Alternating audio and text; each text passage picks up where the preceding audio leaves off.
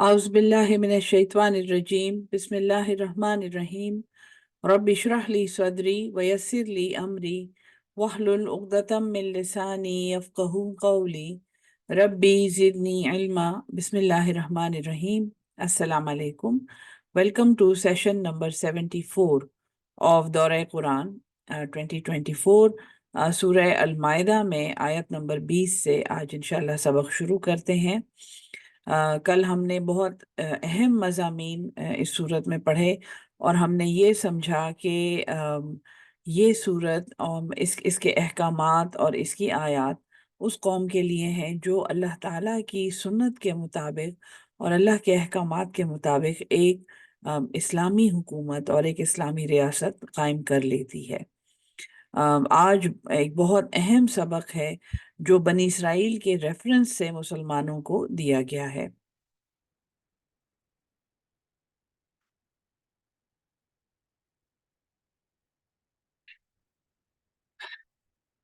बिस्मिल्लाहिर्रहमानिर्रहीम। आयत नंबर 20। व इज़ क़ाल मूसा लिक़ौमिही, और जब फरमाया मूसा अलैहिस्सलाम ने अपनी कौम को, या कौम इस्कुरू, ए मेरी कौम याद करो, नेमतल्लाहि अलैकुम, अल्लाह की नेमत जो उसने तुम पर की। इज़ जअल फ़ीकुम अंबिया, जब उसने मुकर्रर किए तुम में नबी। व जअलकुम मुलूका, और बनाया तुम्हें बादशाह। सो बनी इसराइल जिसका एक मजबूत अकीदा ये है कि हम अल्लाह के चुने हुए हैं, वही बात उनका पैगंबर उनके लिए फरमा रहा है। और ये वो मौका है जब ये वादियती में से गुजर चुके हैं, जब ये फिरौनियों से निजात पा चुके हैं और दरिया नील ये अबूर कर चुके हैं और अब ये बैतुल मक़दस में दाखिल हो रहे हैं। सो बहुत इम्पोर्टेंट एक रेफरेंस यहाँ पे ये है कि बैतुल मक़दस की ज़मीन फ़लस्तीन वो जगह है जो हज़रत इसहाक़ अलैहिस्सलाम की औलाद के लिए अल्लाह ताला ने चुनी थी, और अल्लाह ने इसको उनको अपॉइंट किया था कि वो यहाँ पर आबाद हों। हज़रत याकूब अलैहिस्सलाम ने यहाँ से हिजरत की है और वो सरज़मीन मिस्र में तशरीफ़ ले गए थे अपने बेटे हज़रत यूसुफ की दावत पर। इसके बाद वो वहाँ पे आबाद हुए हैं। उन्होंने वहाँ पे बल्कि वो वहाँ रहते रहे हैं, यहाँ तक कि एक ऐसा वक्त आया जब वो फ़िरौनियों के ज़ेरे नगीन आ गए और फ़िरौनियों ने उन पे बहुत ज़्यादा जुल्म किए। यहाँ ये समझना ज़रूरी है कि केनान में जहाँ पे ये लोग आबाद थे वो मिस्र का हिस्सा है, और ये बनी इसराइल उस ज़माने में भी मिस्र में केनानी कहलाते थे। सो सरज़मीने यरूशलेम या जेरूसलम जो है, जो फ़ी ज़माना जो फ़लस्तीन में ये जगह मौजूद है, ये ज़मीन दी गई थी बनु इसहाक को। हज़रत सुलेमान अलैहिस्सलाम ने वहाँ पे हैकल बनाया था और वो वहाँ रह रहे थे, और हज़रत याकूब अलैहिस्सलाम ने यहाँ से हिजरत की थी और आप मिस्र गए थे अपने बेटे यूसुफ की दावत पे, जो उस वक्त मिस्र का बादशाह था। और वहाँ पर आप फिर आबाद हुए हैं और वहाँ पे आपकी नस्लें रही हैं, यहाँ तक कि फ़िरौनियों का दौर आ गया। और फ़िरौनियों ने जो जुल्म सितम किया वो सूरह अल बकरा में हम पढ़ चुके हैं। वहाँ पर हज़रत मूसा अलैहिस्सलाम, अब ये जो रेफरेंस दिया जा रहा है कि मूसा ने अपनी कौम को कहा कि याद करो अल्लाह की नेमत को जब उसने तुम में नबी पैदा किए थे और उसने तुम्हें बादशाह बनाया था। वह आताकुम, और अल्लाह ने तुम्हें वो दिया था, मालम युति अहदम मिनल आलमीन, जो किसी एक को भी नहीं दिया तमाम जहानों में। या कौमे, ए मेरी कौम, उदखुलुल अर्दल मुक़द्दस, दाखिल हो जाओ इस मुक़द्दस ज़मीन में। और अर्ज़ मुक़द्दस हमें पता है कुरान के रेफरेंस से, तौरात के रेफरेंस से, बाइबल के रेफरेंस से, कि अर्ज़ मुक़द्दस जेरूसलम है, अर्ज़ मुक़द्दस बैतुल मक़दस है। दुनिया में सिर्फ दो ऐसी मस्जिदें हैं फ़ी ज़माना जो मौजूद हैं, जो अल्लाह के डायरेक्ट ऑर्डर के नीचे बनाई गई हैं। यानी डायरेक्ट अल्लाह का ऑर्डर नबी को हुआ कि एक मस्जिद बनाओ, और वो मस्जिद बन गई। اس میں ایک بیت المقدس ہے اور دوسرا بیت اللہ ہے۔ ایک میں حضرت اسحاق علیہ السلام کی قوم کا ہیڈ کوارٹر ہے اور دوسرے میں حضرت اسماعیل علیہ السلام، دونوں کے جد ابجد حضرت ابراہیم علیہ السلام ہے، لیکن وہ ہیڈ کوارٹر ایک قوم کا وہاں پر بیت المقدس قرار دیا گیا تھا، اور دوسری قوم کے لیے وہ بیت اللہ یعنی مکہ قرار دیا گیا تھا۔ یہاں پہ یعنی کہ کسی قوم میں نبی کا مبعوث ہونا اور پھر اللہ کے ڈائریکٹ آرڈر کے نیچے اس کو ایک ہیڈ کوارٹر ملنا، اس کا مطلب یہ ہے کہ اس قوم پہ یہ ذمہ داری ہے کہ اس نے اللہ کا نظام جاری کر کے، اور اللہ تعالیٰ یعنی یہ وہ قوم ہے جو گواہی دے چکی ہے کہ ہم تابعدار ہیں، سمعنا واطعنا، اور یہ وہ قوم ہے جس نے اللہ کے نظام کو جاری کرنا ہے زمین پر۔ انہوں نے تمہیں وہ دیا جو کسی ایک کو دنیا میں نہیں دیا اللہ نے۔ یا قوم ادخلوا، اے میری قوم داخل ہو جاؤ، الارض المقدسہ، اس ارض مقدس میں، التی، وہ جو کتب اللہ لکم، اللہ نے لکھ رکھی ہے تمہارے لیے، یعنی یہ ارض مقدس، یہ بیت المقدس جو اللہ نے تمہارے مقدر میں لکھا ہے، اس میں تم داخل ہو جاؤ۔ ولا ترتدوا، اور نہیں تم نے پھرنا، علی ادبارکم، تمہاری پیٹھوں پر، کیونکہ اگر پیچھے ہٹتے ہو تو پیچھے مصر ہے، تمہاری ہسٹری تمہارے سامنے ہے۔ اگر آپ اصطلاح میں دیکھیں کہ پیچھے ہٹنے کا مطلب یہ ہے کہ تم مصر جیسی ذلت والی زندگی میں دوبارہ داخل ہو جاؤ گے، اور اگر آگے نہیں بڑھتے ہو اور یہیں بیٹھے رہ جاتے ہو تو یہاں پہ تمہیں دشمن ختم کر دیں گے۔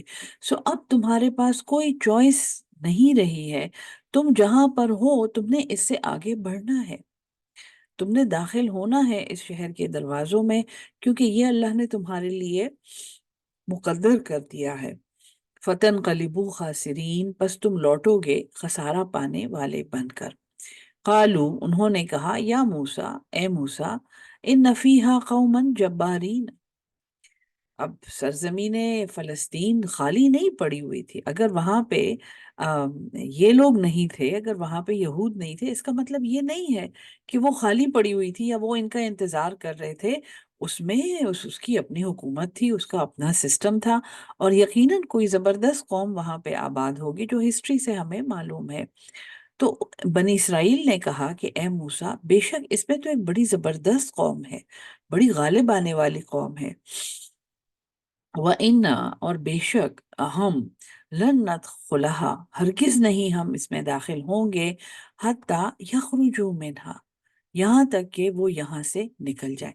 یہ وہ طرز عمل ہے جو اس قوم کا اس وقت بھی تھا جب یہ اللہ کے رسول کو دیکھ رہے تھے، اللہ کا پیغمبر ان میں موجود تھا، ان کے پاس تورا آ چکی تھی، یہ من و سلوہ کھا چکے تھے، یہ غمام کے نیچے سائے میں پورے صحرائے سینا کو عبور کر چکے تھے، یہ 12 چشموں کا معجزہ دیکھ چکے تھے، یہ حضرت موسیٰ کے معجزے دیکھ چکے تھے۔ یہ وہ قوم ہے جو اگر یہ سوچتی کہ جس اللہ نے یہ سارے معجزے دکھائے ہیں اور اتنی بڑی فضیلت ہمیں دی ہے کہ آج ہم میں موسیٰ جیسا پیغمبر موجود ہے جو ہمیں دریائے نیل کے بیچوں بیچ نکال کے لے آیا ہے، اور اس نے ہمیں فرعون سے آزادی دلوائی ہے اللہ کے حکم سے، تو یہ ہرگز اس کی بات ماننے میں تامل نہ کرتے۔ انہوں نے کیا کہا، بدقسمتی دیکھیں آپ ان کی، کہ اے موسیٰ، اس میں تو ایک بڑی ظالم قوم ہے اور ہم تو اس میں ہرگز نہیں داخل ہوں گے یہاں تک کہ یہ قوم یہاں سے نکل جائے۔ انہوں نے یہ نہیں سوچا کہ یہ اس شہر میں جب داخل ہوں گے تو ان کے ساتھ اللہ کی نصرت ہوگی، اور یہ یہاں پہ داخل ہو کے یہ انہوں نے غالب آنا ہے، چاہے یہاں پہ کوئی اور قوم ہو یا نہ ہو، نہیں، جو یہاں ہیں وہ یہاں سے نکل جائیں۔ فَإِنْ يَخْرُجُوا مِنْهَا، پس جب یہ نکل جائیں گے یہاں سے، فَإِنَّا دَاخِلُونَ، پس بے شک ہم اس میں داخل ہو جائیں گے۔ قَالَ رَجُلَانِ، کہا دو آدمیوں نے، من الذین، ان لوگوں میں سے، یخافون، جو ڈرنے والے تھے۔ اب اس پوری قوم میں کوئی دو ایسے آدمی ہیں، اور ان میں ایک یوشع بن نون نامی اسرائیلی تھے، اور ایک کا نام اب مجھے یاد نہیں ہے، لیکن یہ دونوں نام بائبل میں موجود ہیں۔ اور ان دو آدمیوں کے لیے قرآن میں آ رہا ہے کہ دو لوگوں نے یہ کہا کہ جو اللہ سے ڈرتے تھے، یخافون، جو ڈرنے والے تھے، اللہ سے ڈرنے والے تھے۔ اب دیکھیں، قال رجلان، کہا دو مردوں نے، من الذین، ان لوگوں میں سے، یخافون، جو ڈرتے تھے۔ کیا یہ وہ لوگ تھے جو اللہ سے ڈرتے تھے، یا یہ وہ لوگ تھے جو اس وقت اس ظالم قوم سے یا زبردست قوم سے ڈر رہے تھے؟ اور ان میں سے دو لوگوں نے یہ کہا جو انعم اللہ علیہما، اللہ کا انعام ہوا تھا ان دونوں پر، یہ تثنیہ ہے، علیہما، دو لوگوں کے لیے۔ یہ بات کہ وہاں پہ ایک پوری جماعت تھی جو اللہ سے ڈرتی تھی، یہ اس کی تفسیر میں یہ غلط ہے۔ اس کی تفسیر میں، ترجمے میں ایک غلطی اور ایک جھول پیدا ہوا ہے، جس میں مفسرین نے یہ کہا ہے کہ بنی اسرائیل میں ایک ایسی جماعت موجود تھی جو اللہ سے ڈرتی تھی، اور ان میں سے دو لوگوں نے یہ کہا۔ لیکن اگر آپ اس آیت کو دیکھیں، قال رجلانی، کہا دو مردوں نے، من الذین یخافون، ان لوگوں میں سے جو ڈرتے تھے، انعم اللہ علیہم، اللہ نے انعام کیا تھا ان دونوں پر۔ انعم اللہ علیہم اگر یہاں پہ ہوتا تو پھر ہم یہ بات مان لیتے کہ جی ہاں، بنی اسرائیل میں ایک ایسی جماعت تھی جو اللہ سے ڈرنے والی تھی۔ انعم اللہ علیہما، ان دو لوگوں پر اللہ نے خاص انعام کیا تھا۔ ادخلوا علیہم الباب، داخل ہو جاؤ ان پر دروازے سے، تم ان پر داخل ہو جاؤ۔ اور داخل ہونے کا مطلب ہے کہ حملہ کرو، جہاد کرو، قتال کرو۔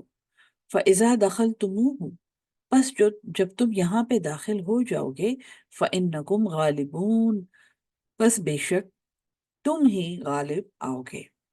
وَعَلَى اللَّهِ، اور اللہ ہی پر، فَتَوَكَّلُوا، تم بھروسہ رکھو، توکل کرو، ان کنتم مؤمنین، اگر تم ایمان والے ہو۔ یہ واقعہ بیت المقدس کے گیٹ پر پیش آیا، جب حضرت موسیٰ ان کو یہ کہہ رہے ہیں کہ اللہ نے تمہارے لیے ارض مقدس پسند کر لی ہے، اور اب تم یہاں پہ داخل ہوگے، تمہیں یہاں پہ فتح نصیب ہوگی۔ اور یہ آگے سے تعویلیں کر رہے ہیں کہ ہمیں تو بڑا ڈر لگتا ہے، ہم تو اس قوم سے بڑے ڈرتے ہیں، اور ہم یہاں پر نہیں داخل ہوں گے۔ قالو، انہوں نے کہا، یا موسیٰ، اے موسیٰ، انا لن ندخلها، بے شک ہم ہرگز نہیں داخل ہوں گے، ابداً، کبھی بھی، اس شہر میں ہم کبھی بھی داخل نہیں ہوں گے، ما داموا فیہا، جب تک وہ ہیں اس میں۔ آج بھی یہ لوگ یہی کر رہے ہیں نا، اس کو خالی کرائیں، اس زمین کو خالی کرائیں، اس کو ہم نے خالی کرنا ہے۔ فَاذْهَبْ، پس تو جا، انت و ربک، تو اور تیرا رب۔ ان کا یہ ایٹیٹیوڈ دیکھیں آپ، کہ اے موسیٰ، تم اور تمہارا اللہ جا کے ان سے لڑیں، فقاتلا، پس تم دونوں لڑو، انا ہا ہونا قائدون، بے شک ہم تو یہیں پر بیٹھے ہوئے ہیں۔ آج تک یہ قوم وہیں بیٹھی ہوئی ہے، اور غیبی مدد اور غیر کی مدد اور باہر کی مدد سے یہ وہاں پہ جا کے وہاں کے رہنے والوں کو صرف ستاتے ہیں۔ یہ اللہ کا نظام نہیں قائم کر رہے وہاں پہ، یہ وہاں پہ کوئی شریعت نہیں قائم کر رہے۔ بائی دا وے، اب یہ معزول بھی ہو چکے ہیں، اب یہ لعنت زدہ بھی ہو چکے ہیں۔ اس وقت جب یہ زمین ان کا مقدر کی گئی تھی، اور جب یہ دنیا کے امام بن سکتے تھے، جب یہ بیت المقدس کو ایک ایسی مثال بنا سکتے تھے جہاں پہ لوگ آ کے دیکھتے کہ جی ہاں، جو ہمارے قوانین ہیں، جو ہماری شریعتیں ہیں، جو ہمارے طریقے ہیں، وہ ان لوگوں کے مطابق ہیں، وہ یہاں سے آ رہے ہیں۔ بالکل یہی مثال مکہ کی ہے۔ مکہ کو اسپیسیفائی کیا گیا ہے بنی اسماعیل کے لیے کہ وہاں پہ ایک ایسا سینٹر آف ایکسلنس بنانا ہے جہاں پہ لوگ آ کے دیکھیں کہ جی مسلمانی کا اور اسلام کا منبع اور اس کا جو فاؤنٹین ہیڈ ہے، جہاں سے وہ پورا سسٹم شروع ہوتا ہے، وہ کیسا ہے۔ بیت المقدس بنی اسرائیل کے لیے تھا، اور بیت اللہ اور مکہ بنی اسماعیل کے لیے۔ یہ بات یہاں پہ آپ اچھی طرح سمجھ لیں۔ تو ہم اس میں کبھی بھی نہیں داخل ہوں گے جب تک وہ یہاں بیٹھے ہوئے ہیں، اور اے موسیٰ، تو اور تیرا رب جا کے لڑے ان سے، یہ ان کی خوبصورت باتیں سنیں، اور ہم تو یہیں بیٹھے ہوئے ہیں، ہم نے نہیں لڑنا۔ قالا، حضرت موسیٰ نے کہا، اب یہ انتہائی دلگیر ہیں، انتہائی دکھی ہیں، ربی، اے میرے رب، انی لا املکو، بے شک میں تو کوئی اختیار نہیں رکھتا، میری ملکیت میں تو اور کچھ بھی نہیں ہے، الا نفسی، مگر میری اپنی جان، و اخی، اور میرا بھائی حضرت ہارون علیہ السلام، ففرق، پس جدائی ڈال دے، بیننا و بین قوم الفاسقین، میرے اور میری اس فاسق قوم کے اور نافرمان قوم کے درمیان۔ اب یہاں پہ اللہ کا حکم ہوتا ہے، یہ یہاں سے لوٹ گئے تھے، انہوں نے حملہ نہیں کیا تھا۔ قال، اللہ نے کہا، فَإِنَّهَا مُحَرَّمَةٌ، پس بے شک یہ حرام کر دی گئی ہے، علیہم، ان پر، 40 سنتن، 40 سال تک، یتیہون فی الارض، یتیہون یہ بھٹکیں گے، اور پھر ان میں جو بڑی مشہور روایت ہے جو آپ میں سے شاید لوگوں نے سنی ہو، وادی تیہ کی روایت ہے کہ یہ جب وہاں سے لوٹے تو یہ صحرا میں 40 سال ایک ہی سرکل میں گھومتے رہے۔ انہوں نے بہت رنگین افسانے اور روایتیں بنائی ہیں، جیسے یہ ہر چیز کی بناتے ہیں، بلکہ اس پہ فلمیں بھی بنائی ہیں انہوں نے، کہ جب یہ وہاں سے لوٹے اور انہوں نے بیت المقدس فتح کرنے سے انکار کیا، تو پھر یہ 40 سال بے مقصد اور بس بغیر کسی منزل کے یہ بھٹکتے رہے صحرائے سینا میں، اور وادی تیہ کا واقعہ اس کو کہتے ہیں۔ وہی لفظ یہاں استعمال ہوا ہے جو تورا میں ہے، یتیہون، یہ بھٹکیں گے، یہ بھٹکتے رہیں گے، فی الارض، زمین میں، فلا تاسا، تو پھر افسوس نہ کریں، علی القوم الفاسقین، ایک نافرمان قوم پر۔ یہاں پہ بنی اسرائیل کا یہ قصہ اللہ تعالیٰ نے روک دیا ہے۔ اب ایک اور یہاں پہ قصہ شروع ہو رہا ہے، جو یہ قصہ بھی تورا سے ہے، بائی دا وے۔ وَاتْلُ عَلَيْهِمْ نَبَأَ ابْنَ آدم، وَاتْلُ، اور پڑھیں، علیہم، ان پر، نبأ، وہ خبر، بنی آدم، آدم کے 2 بیٹوں کی۔ اب نئے، یہ لفظ جو آیا ہے نون کے اوپر جو زبر ہے، 2 بیٹے، بنین، بہت سارے بیٹے، بنین، المال والبنون، یہ بہت سے بیٹے ہیں، بنے، 2 بیٹے، بنی، ایک بیٹا یا ایک اولاد۔ سو نبا، اب نئے آدم، ان پر پڑھیں آدم کے 2 بیٹوں کا قصہ، بالحق، حق کے ساتھ، اس قربا، جب، قربا، قربانی کی انہوں نے، اور یہ قربانی کا لفظ جو ہے، یا قربان، یا یہ قرب سے ہی نکلا ہے، یعنی کہ کسی کا قرب حاصل کرنے کے لیے ایک ایسا کام کرنا جو مشکل ہو، جو آسان نہ ہو، اسی لیے اس کو قربانی کہتے ہیں، کہ کسی کا قرب حاصل کرنے کے لیے ایک ایسا ایکشن کرنا، ایک کنیکشن کو سٹرونگ کرنے کے لیے کچھ اور توڑنا، کسی اور چیز کی قربانی دینا۔ سو اس قربا قربانن، جب دونوں نے پیش کی ایک قربانی، فتقبلو، فتقب فتقب فتقبل فتقبل سوری، تو قبول کر لی گئی، جی ہاں، جب انہوں نے قربانی پیش کی تو وہ قبول کر دی گئی، من احدہما، ان میں سے ایک کی، دونوں نے قربانی کی اور ایک کی قربانی قبول کی گئی، ولم یتقبل، اور دوسری نہیں قبول کی گئی، من الآخر، دوسرے سے۔ قالا، اب اس نے کہا، جس کی قربانی نہیں قبول ہوئی تھی، اس کے دل میں حسد پیدا ہوا، اس کو افسوس ہوا، اور اس نے کہا، لَأَقْتُلَنَّكَ، البتہ ضرور میں تجھے قتل کر دوں گا، یعنی تو کیسے مجھ سے بہتر ہو گیا، میں تجھے قتل کر دوں گا۔ قالا، اس نے کہا، یعنی دوسرے نے کہا، انما یتقبل اللہ، قبول کرتا ہے اللہ، من المتقین، متقیوں سے، پرہیزگاروں سے۔ سو یہاں پہ جو بات بٹوین دا لائنز ہے وہ یہ ہے کہ ایک تو وہ بھائی، اس میں اتنا حسد ہے، اس میں اتنا بغض ہے، اور دوسرا وہ اتنی آسانی سے اپنے بھائی کو کہہ رہا ہے کہ میں تجھے مار ڈالوں گا، میں تجھے قتل کر دوں گا۔ اس کا مطلب ہے کہ اس میں کچھ کردار کی بیسک کمزوریاں پائی جاتی ہیں، اور یہ جو بھائی جس کی قربانی قبول ہوئی ہے، یہ متقی ہے، یہ نیک ہے، اور یہ اپنے بھائی کو نصیحت کر رہا ہے کہ دیکھو اللہ تعالیٰ صرف متقیوں کی قربانی قبول کرتا ہے۔ جو تمہارے عمل میں برائی ہے یا جو تم میں کمزوری ہے، اس کو ختم کرو، اس سے جان چھڑاؤ۔ لَإِن بَسَطتَ إِلَيَّ يَدَكَ، لَإِن البتہ اگر، بسط بسیط کرے گا، پھیلائے گا، الیہ میری طرف، یدکا تیرا ہاتھ، لتقتلنی کہ تو مجھے قتل کر، لتقتلنی اس لیے کہ تو مجھے قتل کر دے، ما انا بباسط میں نہیں ہوں ایسا کہ میں بڑھا دوں، یدیہ الیکا میرا ہاتھ تیری طرف، لأقتلک کہ میں تجھے قتل کر دوں۔ اگر اے میرے بھائی، اگر تو میری طرف اپنا ہاتھ بڑھائے گا اس لیے کہ تو مجھے قتل کر دے، تو میں تیری طرف اپنا ہاتھ نہیں بڑھاؤں گا کہ میں تجھے قتل کر دوں۔ انی اخاف بے شک میں ڈرتا ہوں، اللہ سے، رب العالمین جو تمام جہانوں کا رب ہے۔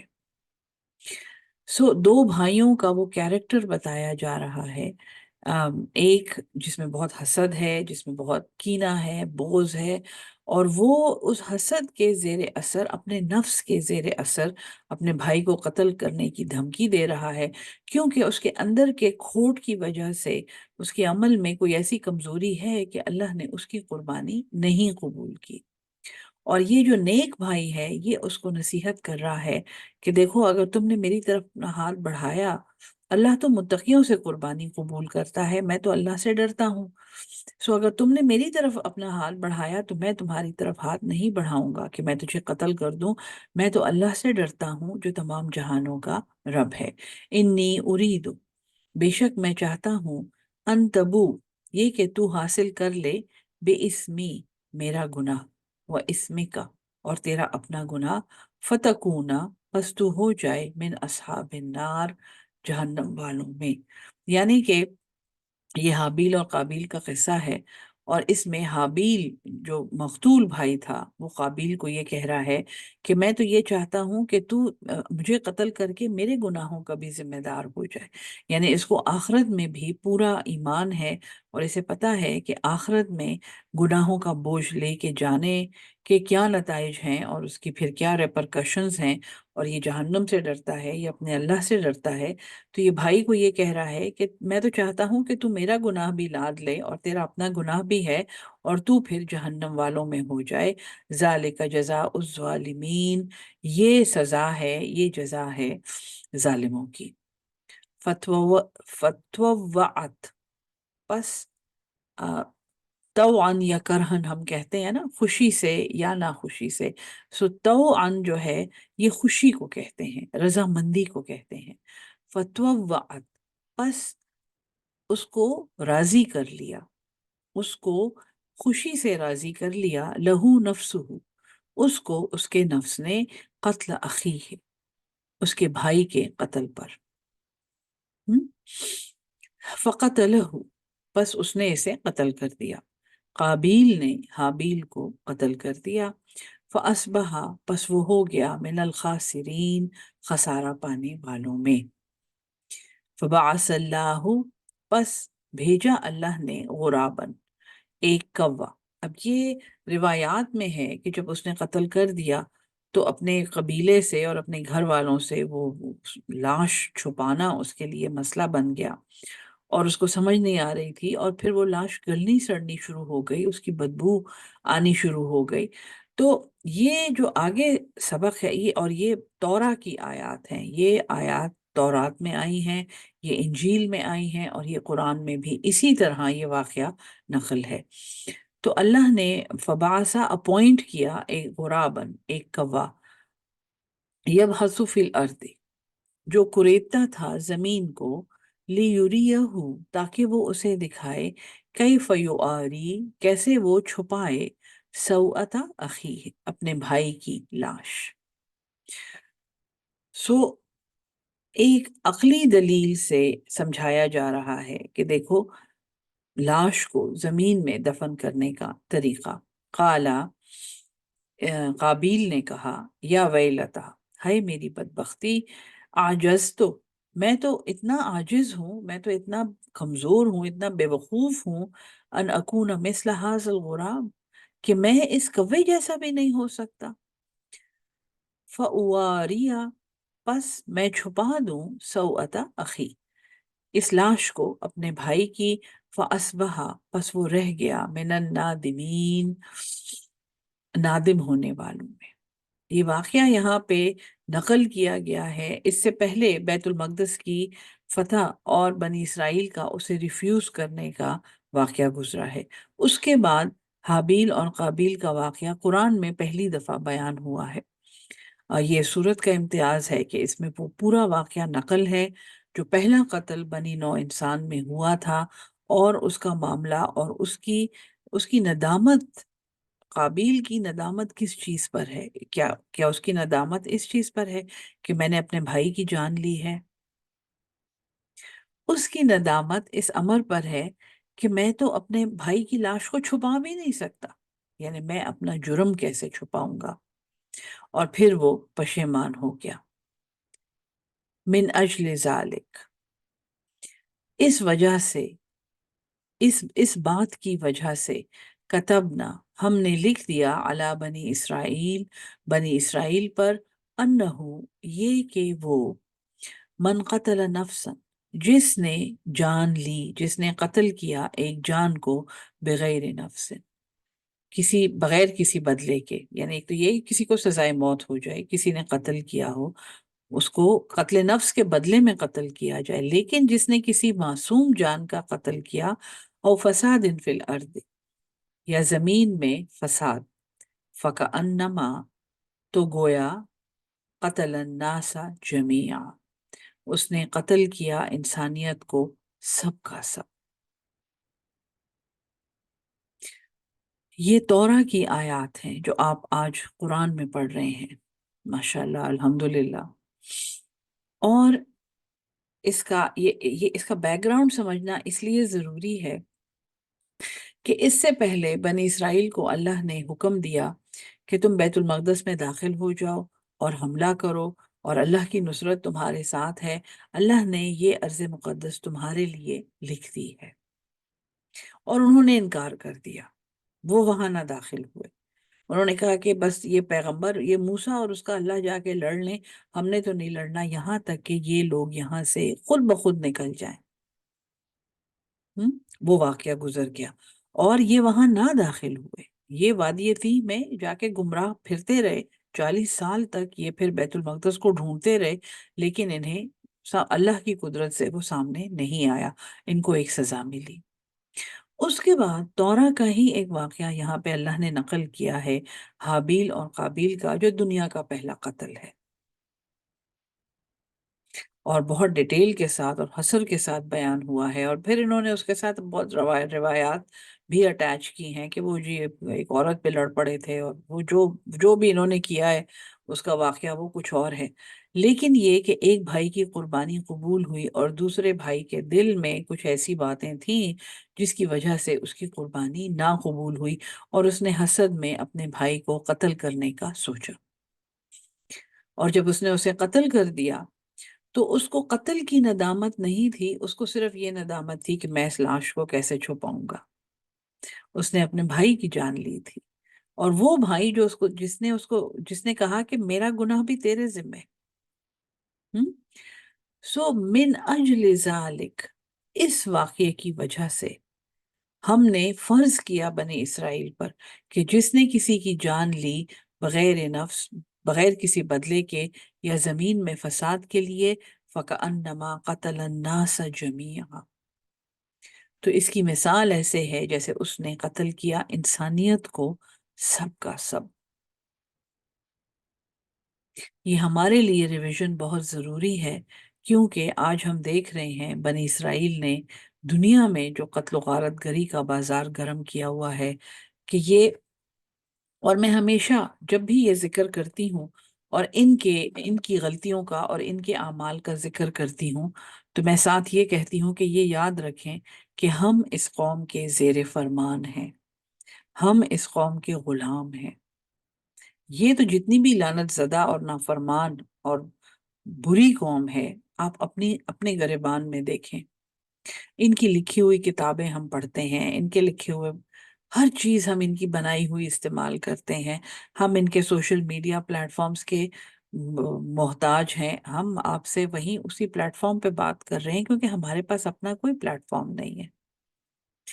ये वो कौम है जो आज आज भी जुल्म से हाकिम है।